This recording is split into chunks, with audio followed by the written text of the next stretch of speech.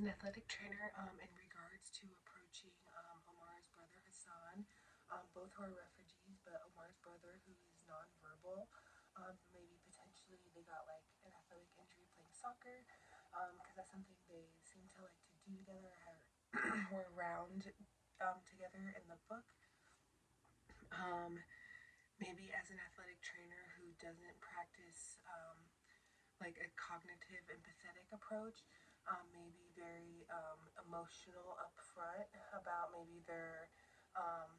their like background and their story and where they come from and their like situation and everything. Especially because his brother Hassan um, responds like facially, because he mentioned in his brother Omar mentioned in the book that if you cry, that he'll start to cry too. So I feel like if you're very like emotionally like it's good to be like, show that you're listening and like showing like emotion, but being a little bit too emotional may draw some sort of emotion out of Hassan. And so I would want to like address them, maybe both together, especially because his brother is nonverbal. So it'll be like reassuring for them both that they're both there. And it is an injury, so making sure, if anything isn't, the best, making sure not to, to be very like not like super dramatic or anything, to make sure that they're being reassured that everything's going to be okay, and just to like treat them as normal as possible, and just making sure that they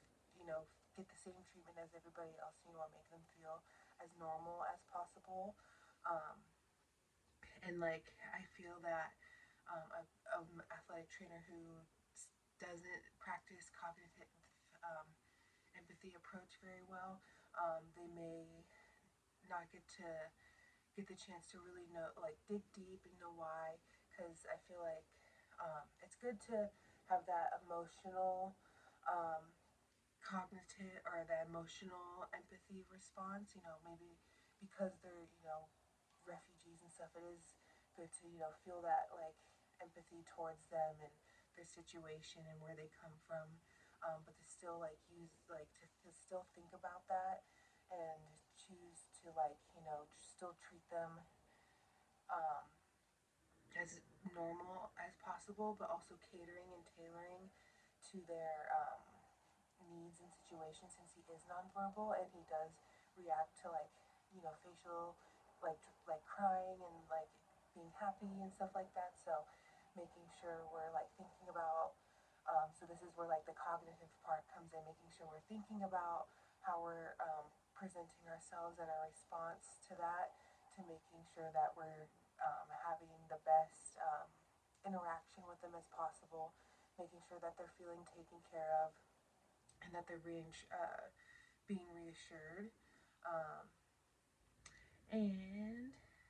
help them feel included. Yes. Yeah, and it will help them feel like included, being taken care of, and like tailoring their like experience with you, to it'll make them feel like included, because it seems like they want to be more included. They want to be in school, but Omar can't because he's taking care of his brother most of the time. And so making sure that they feel included with what you're doing, and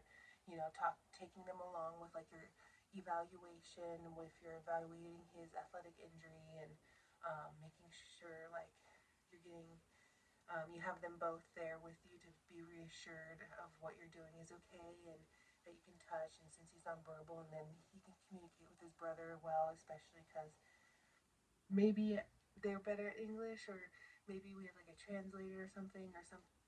sort of making sure that the communication is happening between everyone cohesively and with a good understanding of what their needs are, and tailoring that experience for them so they can feel included. Trying to make them feel like their peers around them, and to make them feel that we are there for them on a more deeper level than just the injury.